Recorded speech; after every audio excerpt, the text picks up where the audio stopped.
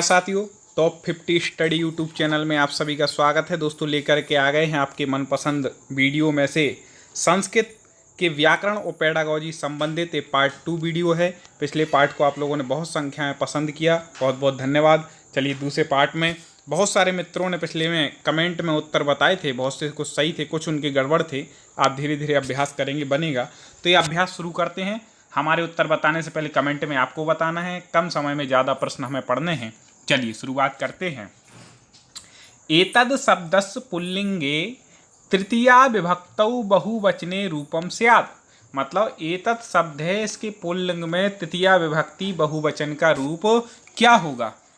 चलिए, 1 2 3 4 हैं, कमेंट में आपको उत्तर बताना है। मेरा निवेदन होगा, यदि आप सब्सक्राइबर ना हो तो सब्सक्राइब कर लीजिएगा, क्योंकि कई मित्रों की शिकायत रहती है, सर हमें वीडियो नहीं मिल पा रहा आगे का जे वो। आप सब्सक्राइब करें, आपको बिल्कुल संस्कृत के पूरे वीडियो क्रम से मिलेंगे और एक भी आपका छूटेगा नहीं, पूरी तैयारी होगी। ठीक है, तो एतद शब्द पुल्लिंग की तृतीया विभक्ति बहुवचन में रूप जो बनेगा बनेगा एतेभ्या। क्या बनेगा? एतेभ्या। चलिए, दूसरा प्रश्न है, ये बहुत महत्वपूर्ण है। पितृ शब्द षष्ठी द्विवचने रूपम अस्ति। पितृ शब्द के रूप पूछे जाते हैं, तो इसका षष्ठी में द्विवचन का रूप क्या बनेगा, ये आपको बतलाना है। तो उसका जो षष्ठी द्विवचन बनेगा वह बनेगा पित्रोह। क्या बनेगा? पित्रोह। आगे देखें, वारिणी शब्द विभक्ति वचनौ स्था। मतलब वारिणी शब्द में विभक्ति और वचन है। 1 2 3 4 में से आपको कमेंट में 1 2 3 4 नंबर लिखने हैं उत्तर। तो वारिणी शब्द में आपको बता दें, ये सप्तमी एक वचन है। क्या है? सप्तमी एक वचन। चलिए, अगला जो प्रश्न है, इसी प्रकार के सुमेलित करने के लिए आते हैं। तो आपको बतलाना है कि निम्न में से कौन सुमेलित हो रहा है। ठीक है, यहाँ इन 3 में से ही उत्तर है, हम इतना बतला दे रहे, आप जल्दी से मिला लें और कौन सा उत्तर होगा। इसके पहले इसका पार्ट 1 था, यदि आपने वो ना देखा हो तो आई बटन देखें आप, ऊपर आई बटन होगा। इस वीडियो देखने के बाद उस आप आई बटन पर टच करेंगे तो आपको वो वीडियो दिख जाएगा। तो आप वो पार्ट 1 भी देख लेना, जिससे आपके बिल्कुल भी प्रश्न ना छूटे। क्या पता इनमें से कौन सा प्रश्न आपके पेपर में आ जाए। तो चलिए शुरुआत करते हैं। देखो, भानु जो है, तो भानु तो द्वितीया ही है। कौन सी विभक्ति? द्वितीया।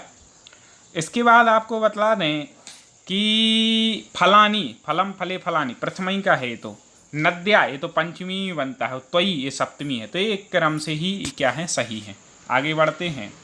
अस्मद स्मद के रूप जरूर पूछते हैं। अस्मद शब्दस्य तृतीया बहुवचन रूपम अस्ति। मतलब अस्मद शब्द के तृतीया बहुवचन का रूप कौन सा बनेगा। तो आपको बता दें कि इसका जो रूप है वह बनेगा अस्माभिः। क्या बनेगा? अस्माभिः। कभी शब्द आएंगे, सब प्रकार के आएंगे, पेडागॉजी के भी आएंगे, संधि समास के आएंगे, सब प्रश्न जैसे आते हैं वो सारे मिलेंगे आपको। कवि शब्दस्य प्रथमा बहुवचने रूपम अस्ति। मतलब कवि शब्द की प्रथमा बहुवचन है, तो कवि कवि कवयः। ठीक है, तो इसका क्या हो जाएगा? 4 नंबर इसका उत्तर ठीक हो जाएगा। आगे, गम धातु। ठीक है, गम धातु में लिट लकार मध्यम पुरुष द्विवचने रूपम स्यात्। ठीक है, इसके रूप आप बहुत सरल हैं। गमिष्यति, ठीक है, मध्यम पुरुष, तो गमिष्यति, गमिष्यता, गमिष्यन्ति, गमिष्यसि, गमिष्यथः। ठीक है, 7 का क्या हो जाएगा? 1। आगे बढ़ते हैं। अगला है, आपठन इति पदम लोट लकारे परिवर्तित। आपठन को क्या करना है? लोट लकार में परिवर्तित करना है। ठीक है, ठीक है, आप लकार जानते होंगे, 10 लकार होते हैं संस्कृत में। हम पहले जो हमने क्लास में पढ़ाई हैं, आप प्ले लिस्ट में जाके देख लीजिए, उनमें सब बताया है। तो आपठन, ठीक है, आपठत, आपठताम, आपठन, ये बहुवचन में बना है, तो लोट लकार में का बहुवचन कर दो, पठतु, पठताम, पठन्तु। तो इसका उत्तर ही पठन्तु ठीक हो जाएगा। अब देखें, नए धातु लट लकारे उत्तम पुरुषस्य रूपाणि संति। नए धातु के लट लकार में उत्तम पुरुष के रूप बनेंगे। ठीक है, पहले होता है प्रथम, फिर मध्यम, फिर होता है उत्तम। ठीक है, तो उत्तम पुरुष के जो रूप बनेंगे वह कौन से बन जाएंगे? जल्दी से उत्तर बताइए। तो आपको बता दें, नयावह, नयामी, नयामः। ठीक है, इसमें थोड़ा उन्होंने गड़बड़ लिख दिया क्रम, पहले नयामी, फिर नयावह, फिर नयामः। इस प्रकार से क्रम होना चाहिए था, आप इसको सुधार लीजिएगा। पहले नयामी, फिर नयावह, फिर नयामः। चलो आगे बढ़ते हैं। लब धातु, ठीक है, लब धातु प्राप्त होने के अर्थ में। तो लब धातु आत्मनेपदी, ये आत्मनेपद है, परस्मै पद की थी। विधिलिंग लकारे उत्तम पुरुषस्व द्विवचनम अस्ति, ठीक है। तो इसके तो वैसे चलते हैं लभते लभिते लभिन्ते वाले लट लकार में। तो अब विधिलिंग लकार में क्या इसके रूप बनेंगे आपको बतलाना है। जिसने याद की हो आत्मनेपद के तो आपको बता दें, उसमें बनेंगे लभे वही। क्या बनेंगे? लभे वही। उत्तम पुरुष में बना रहे क्योंकि इस प्रकार से। चलिए आगे देखते हैं और महत्वपूर्ण प्रश्न। तो आगे है धनुष्टंकारः इति पदम केन सूत्रेण सिद्ध्यति। मतलब धनुष्टंकार यह पद किस सूत्र से सिद्ध होता है, ठीक है। तो आपको वो सूत्र बतलाना है। तो आपको बता दें वह सूत्र है विसर्जनीयस्य सह, ठीक है, विसर्जनीय सह। मम गृहे तौ सु प्लस आगतम अस्ति रेखांकित पदे संधि अस्ति। अब बहुत महत्वपूर्ण प्रश्न आ रहा है, बिल्कुल एक एक देखिएगा। तो सु प्लस आगतम, इससे जो संधि बनेगी स्वागतम। कौन सी संधि? यण संधि। हमने ट्रिक से पढ़ाई है। आप लोगों को संधि का कई बार वीडियो नहीं मिलता है, कोई दिक्कत नहीं। इसके बाद हम वीडियो के आप लास्ट में देखना, हम प्ले लिस्ट दे देंगे आपको, ऐसे बनी बनाई आ जाएगी उसमें प्ले लिस्ट, ठीक है। और संधि का वीडियो भी कोशिश करेंगे दे देंगे। तो आप प्ले लिस्ट पर क्लिक करेंगे तो आपको वीडियो मिल जाएंगे। आगे देखें नमस्ते पदस्य संधि विक्षित। तो नमस्ते, नमः धन ते, विसर्ग का हो जाएगा सा, तो क्या बनेगा? नमस्ते। चलिए हमारे बताने से पहले आपको बताना है हीना धन अपि अत्र संधि युक्त पदम अस्ति। हीना धन अपि में कौन सी संधि, क्या पद हो जाएगा? तो बन जाएगा हीनोपि। क्या बन जाएगा? हीनोपि। अब कौन सी संधि होगी? ये संधि हम अलग से पढ़ा चुके इनके बारे में, जो ऐसे शब्द बनते हैं, ठीक है। तो वो आप देख लीजिएगा। और चलो आंसर भी आपको बता दे रहे, लेकिन दोनों में बता रहे, पूर्व रूप है या पर रूप, इन दो में से एक है। अब आपको कमेंट में बतानी है कौन सी है। चलो आगे देखते हैं। दशाननः उदाहरणम अस्ति, मतलब दशानन उदाहरण है। किसका उदाहरण है? समास अभी हमने 2-3 कक्षा पहले पढ़ाई थे आपको। तो आपको बता दें यह है 10 है आनंद, जिसके ऐसे दशानन तो समानाधिकरण बहुब्रीहि समास है। समास में अपने पढ़ा चुके हैं। आगे देखें त्रयाणाम लोकानाम समाहारा, तो हमने बताया था समाहारे दिगु, तो दिगु समास है। इत्य समस्त पदम स्यात्, इसका लेकिन समस्त पद क्या बनेगा, ठीक है, समास क्या बनेगा? त्रयाणाम लोकानाम समाहारा, तो इसको बोलेंगे त्रिलोकी, ठीक है। आगे बढ़ते हैं।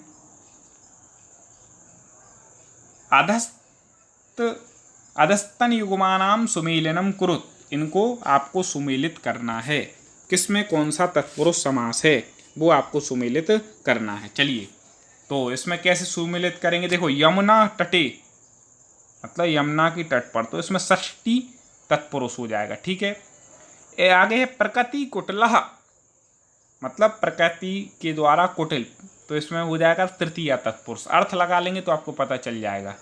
अब आपको इसके लिए हमारा समास वाला वीडियो देखना पड़ेगा, ठीक है।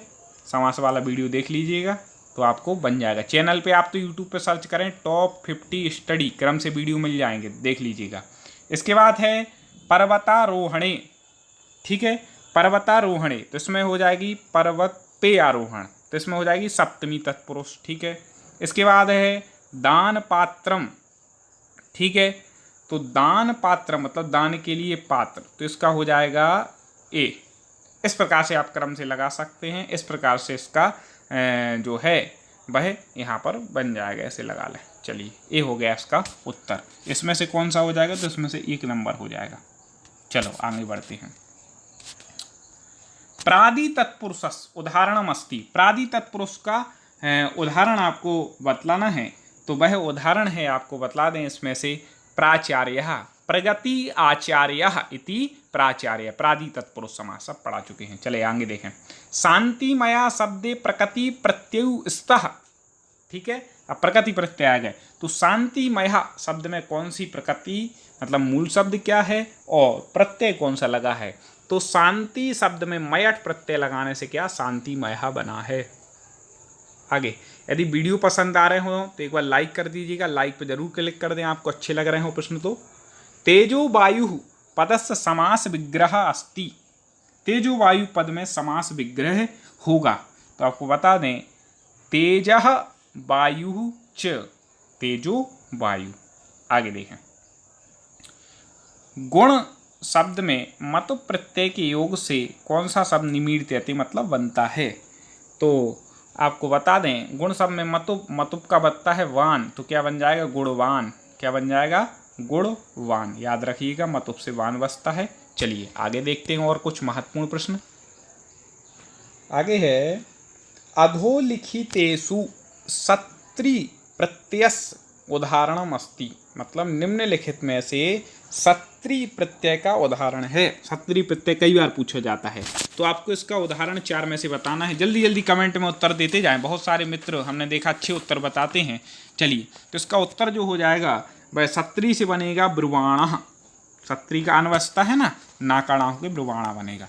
आगे देखें, वृक्षस्य खाली स्थान खगा बसंती, रिक्त स्थाने उचितम अव्ययम चेतव्यम। अव्यय चुनो भैया। वृक्ष पर पक्षी रहते हैं, तो अब वृक्ष के ऊपर रहते हैं, क्या करते हैं? सीधा आप अर्थ लगा लो तो ऊपर ही हो जाएगा, मतलब वृक्ष के ऊपर रहते हैं। ठीक है, अधा तो मतलब नीचे होता है, अंत मतलब अंत में होता है, अलम मतलब बस होता है, तो ऊपर ही लग जाएगा। इस प्रकार से आप समझ सकते हैं।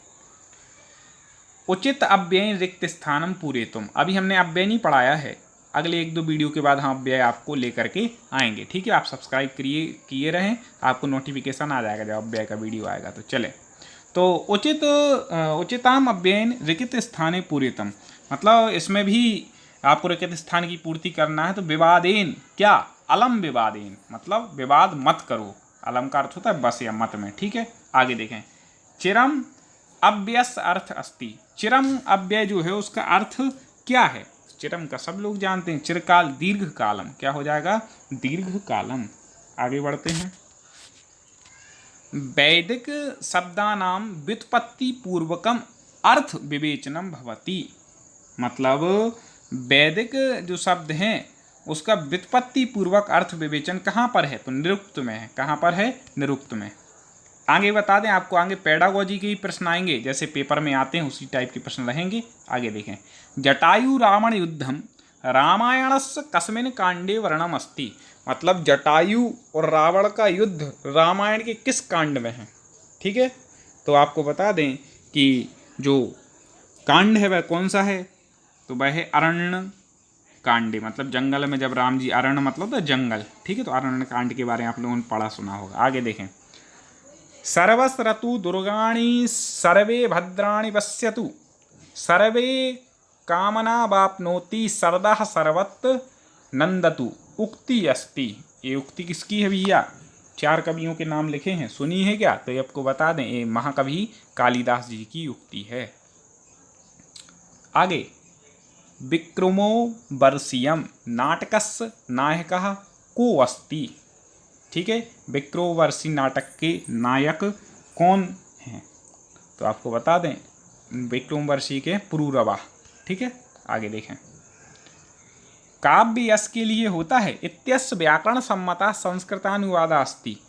काव्य यश के लिए होता है, ये व्याकरण सम्मत संस्कृत अनुवाद इसका कौन सा सही हो जाएगा? बताइए आप, इनमें से 4 में से संस्कृत अनुवाद आपको करना है।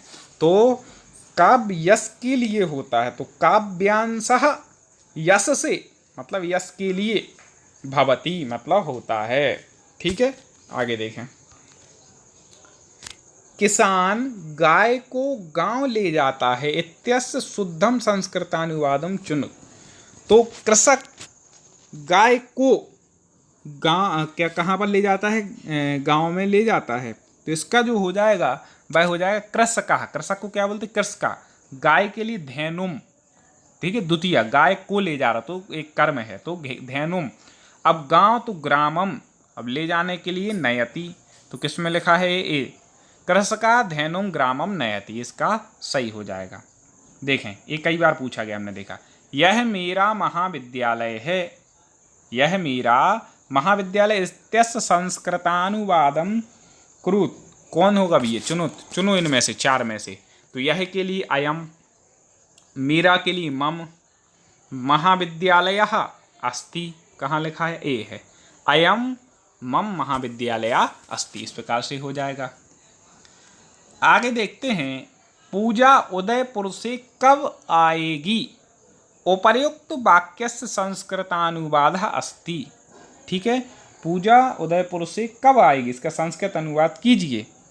तो यहाँ पर देखें आप दो लिखे हैं, पूजा उदयपुरीण कदा, ये तो दोनों होंगे नहीं। अब इसको हम पहले करके दिखा देते हैं। तो देखो पूजा, तो पूजा हो जाएगा, उदयपुर से पंचमी विभक्ति, तो उदयपुरात कब के लिए, कदा आएगी, भविष्य तो आगमिष्यति, तो पूजा उदयपुरात कदा आगमिष्यति। इस दो में तो है नहीं, आगे देख ले रहे हैं इन दो में क्या है। हाँ, तो ये इसका मतलब जो है ना 3 नंबर वाला, ये बिल्कुल ठीक हो जाएगा। आगे देखते हैं, जयंतः कलमेन लघु कथाम लिखति प्रयुक्त वाक्ये कर्तुरीप्सितमं कर्मः किमस्ति। इसमें कर्म क्या है, कौन से सूत्र से, कर्तुम ईप्सितमं कर्मः, ठीक है, जो सबसे ज़्यादा ईप्सित हो कर्ता के लिए वही क्या है, कर्म है, ठीक है, आपने पढ़ा होगा विभक्ति में। तो इसमें इससे क्या हो जाएगा, इसमें कौन से कर्म है, तो लघु कथाम, किसको लिख रहा है, लघु कथा को, तो लघु कथाम द्वितीय विभक्ति कर्म है, तो ये यहाँ पर क्या हो जाएगा, लघु कथाम कर्म, 4 नंबर ठीक हो जाएगा। आगे देखें, महेशः भवने प्रति गच्छति रेखांकित शब्दे शुद्ध शब्दम योजयतु, मतलब महेशा भवने प्रति गच्छति, इसमें भवने में शुद्ध शब्द क्या हो जाएगा वो आपको बतलाना है।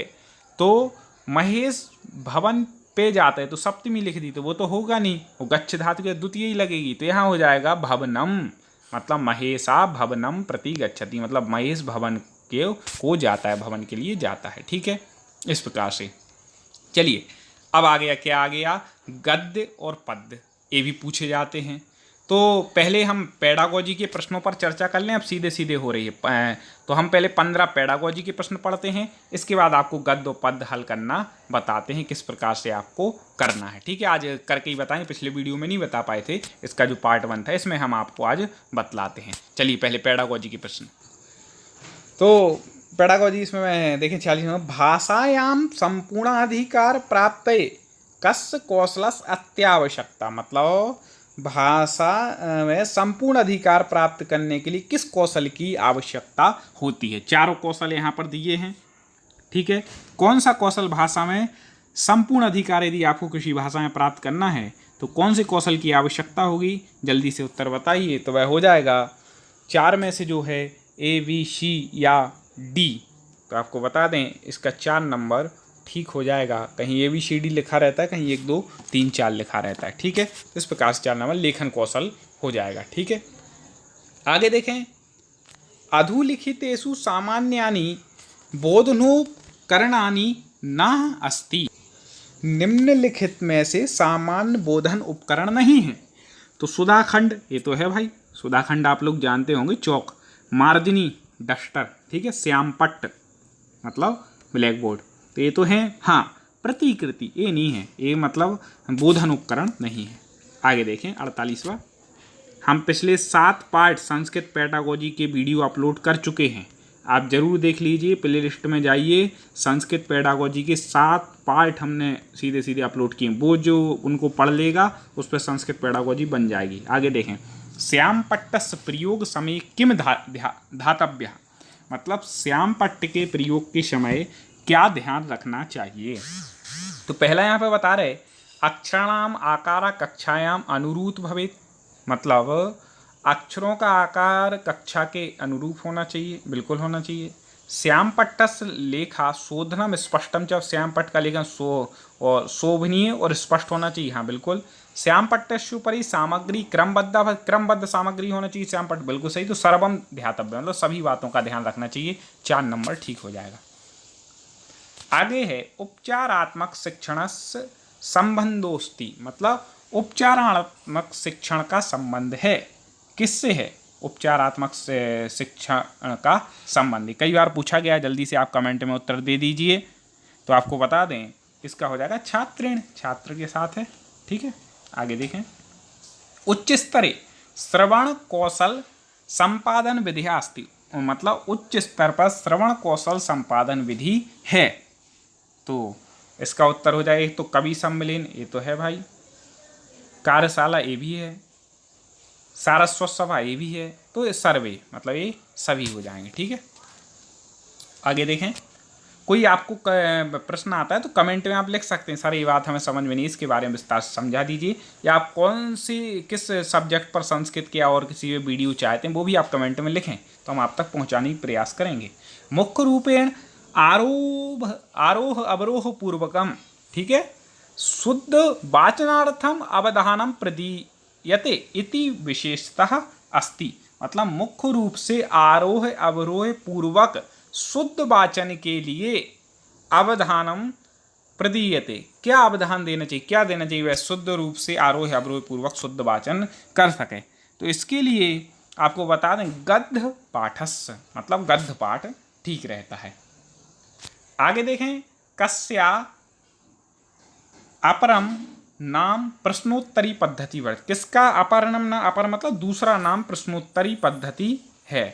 कौन सी प्रणाली का भी है प्रश्नोत्तरी पद्धति, कई बार हमने बताया है। तो इसका खंडान्वय पद्धति, इसका दूसरा नाम क्या है, प्रश्नोत्तरी पद्धति भी है। आगे, छात्रः श्रवणापेक्षया पठनेन अधिक ज्ञानं समुपार्जयन्ति, अतः प्राथमिक स्तरे उद्देश्यानि किम अस्ति। मतलब छात्र श्रवण की अपेक्षा पठन के द्वारा अधिक ज्ञान उपार्जित करते हैं, इसलिए प्राथमिक स्तर पर उद्देश्यानि किम अस्ति, प्राथमिक स्तर पर क्या उद्देश्य होना चाहिए। तो यहाँ पर दो दिए हैं, अवगमन पूर्वक पाठ कौशलम संपादन, ये तो नहीं है, पठन क्रमोच्चारण सामर्थ्यम से, ये दो तो नहीं है। आगे देखते हैं क्या है। तो प्राथमिक स्तर गति लय पुरस्सरम पठनाय अवसरम प्रदान, मतलब गति लय पूर्वक पठन के अवसर प्रदान करना, ये इसका उत्तर ठीक हो जाएगा।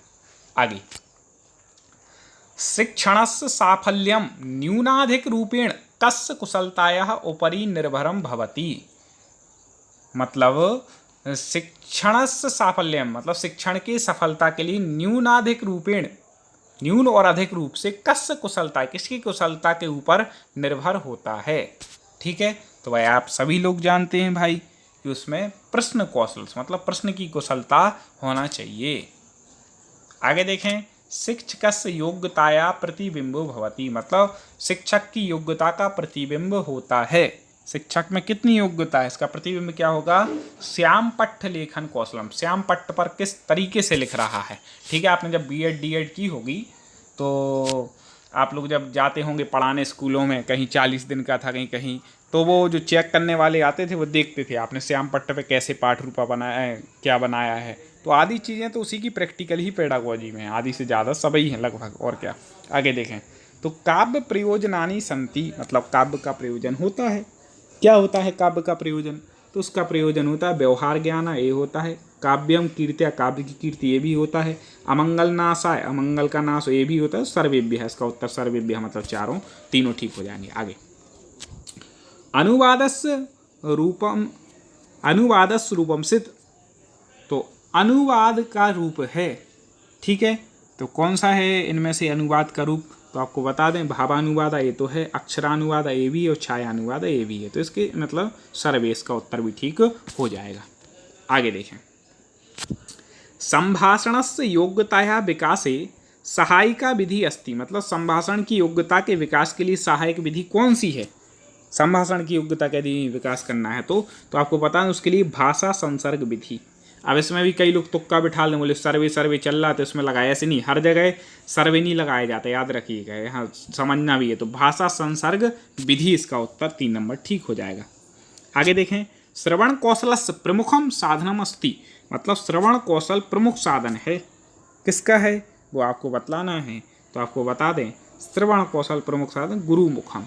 ठीक है, आगे देखें, शिक्षणम केसाम पूर्व ज्ञानाधारितम भवति, मतलब शिक्षण जो है वह किसके पूर्व ज्ञान पर आधारित होता है, तो दोनों के होता है, अध्यापकम और अध्यापकानाम छात्राणाम, मतलब अध्यापक और छात्र, इन दोनों के। अब चलिए, अब हम बहुत अच्छी बात आपको बतला रहे हैं कि गद्य पद्य को हल करते समय किन बातों का ध्यान रखना है, कैसे करना है। देखें, सरल भाषा में हिंदी में बताते हैं आराम से। चलिए, तो आपको बताएं कि जब संस्कृत का हम गद्य हल करें उससे पहले मेरा निवेदन होगा कि एक बार आप पहले प्रश्नों को पढ़ लें, पेपर देने जाएं। अभी तो हम अभ्यास करा रहे हैं इसलिए भी कोई बात नहीं, तो अपन पहले प्रश्नों को एक बार देख लें किस टाइप के पूछे गए हैं।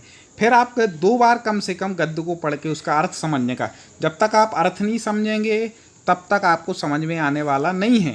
तो वीडियो को पूरा आगे देखें और आप देखते जाइए कैसे है। तो आगे हम और भी वीडियो लाएंगे, आपको बताएंगे ट्रिक, पेपर से पहले और अच्छे से बताएंगे, तो आप बिल्कुल निश्चिंत होकर पढ़ें। देखें, अस्माकं देशः कृषि प्रधाना देशो अस्ति, मतलब हमारा देश कृषि प्रधान देश है। ग्रामेषु एव कृषि कर्म भवति यतो ही अत्र देशस्य बहुसंख्यकाः मनुष्याः ग्रामेषु ये बसन्ति, मतलब ग्रामेषु ये मतलब ग्रामों में ही कृषि कर्म होता है। यतो ही इसलिए अत्र देशस्य इस देश में बहुसंख्यक मनुष्य ग्रामेषु ये बसंती, मतलब बहुसंख्यक मनुष्य ग्रामों में ही क्या करते हैं, निवास करते हैं, रहते हैं। ठीक है। ग्रामवासिनां जीवनम सुखमयम भवति, मतलब ग्रामवासियों का जो जीवन है वो सुखमय होता है, बड़े शांत प्रकृति अच्छे से। प्रकृत्या मनोरम रूपम ग्रामवासिनेभ्यः प्रसन्नतां ददाति, मतलब प्रकृति मतलब स्वभाव से मनोरम रूप ग्रामवासिनेभ्यः मतलब ग्रामवासियों के लिए प्रसन्नता देता है। उपवनानां शोभां ग्रामवासिनां जीवने सरसताया मधुरताया च संचारम करोति, मतलब उपवनों की शोभा ग्रामवासियों के जीवन में सरसता और मधुरता का संचार करती है। आगे बोल रहे हैं ग्रामम मतलब गांव में। ठीक है। ग्रामम परितः मतलब चारों ओर, मतलब गांव के चारों ओर क्या, क्षेत्राणि मतलब क्षेत्र में खेत, पीस पुष्पेशु ग्रामवासिनां मनांसी मोहयंती, मतलब गांव के चारों ओर खेत और अच्छे अच्छे पीले पीले पुष्प ग्रामवासियों के मन को मोहंती मतलब मोह लेते हैं। इस प्रकार से यहाँ पर आया। चलें अब हम देखते हैं इसके प्रश्नोत्तर हल करते हैं। एक एक चीज़ अपन ने समझ ली। तो पहला प्रश्न है अस्माकं देशः कीदृशो देशो अस्ति। अब आप समझ जाएंगे, मान लो ऊपर जा रहे हैं तो हमें देख लें अस्माकं देशः, इसी में लिखा है कृषि प्रधाना, मतलब कृषि प्रधान देश है। ठीक है। आगे बढ़ते हैं। अगला है ग्रामवासिनां जीवनम कीदृशां भवति, मतलब ग्रामवासियों का जीवन कैसा होता है, तो उसमें आया तो सुखमयम, सुखमय होता है। समझ गए आप। देखें अगला है अंके इत्यस्य शब्दस्य पर्यायम गद्यांशात् चुनूत, मतलब अंके इस इत्यस्य शब्दस्य पर्यायम गद्यांश, मतलब अंके शब्द का संक का मतलब पर्यायवाची रूप आपको इस गद्यांश में से चुनना है। तो वह कौन सा हो जाएगा, अंके शब्द का गद्यांश में से आप अर्थ चुनिए 1 2 3 4। तो इसमें से हो जाएगा क्रोड़े। क्रोड़े मतलब अंके, देखिए इसमें आया था ये, हाँ, ग्रामीण जना प्रकृति क्रोड़े वर्धयन्ते, मतलब ग्रामीण जन प्रकृति से प्रकृति को क्या करते हैं, हर अंक में बढ़ाते हैं। ठीक है। तो अंके मतलब क्या हो जाएगा, क्रोड़े हो जाएगा। आगे देखें देशस्य बहुसंख्यका मनुष्य का कुत्र वसंती, सबको पता ही पढ़ के आ गया। ग्रामेषु मतलब ग्रामों में बसते हैं। उपवनम पदस्य समास विग्रह अस्ति, मतलब उपवन पद में समास विग्रह है। गले में थोड़ी दिक्कत हुई, चलिए इसको जल्दी समझें। उपवन पद में समास विग्रह होगा, कौन सा होगा, जल्दी से आप 40 का उत्तर बता दें तो आपको बता देगा। उपवनम, उप मतलब समीप, वनम मतलब वनम, तो हम पढ़ा चुके हैं। वनस्य समीपम इति उपवनम, वनस्य समीपम कौन सा समास हो जाएगा, अव्ययी भाव। तो ये सब कुछ आपको पढ़ाया है। अगले वीडियो में चलिए हम पद का बता देंगे, आज इतना ही रहने देते हैं अभी। और मेरा निवेदन होगा चैनल को सब्सक्राइब कर लीजिएगा, लिंक को आगे शेयर कीजिएगा, वीडियो को लाइक कीजिएगा। अगले वीडियो के साथ पुनः मुलाकात होगी। जय हिंद। आप ऊपर वाली लिंक में ज़रूर देख लें, आई बटन में देख लें, आपने पिछला पार्ट ना देखा हो तो। ठीक है, पिछला पार्ट ज़रूर देख लें। चलिए तो अगले वीडियो में पुनः मुलाकात करेंगे। जय हिंद।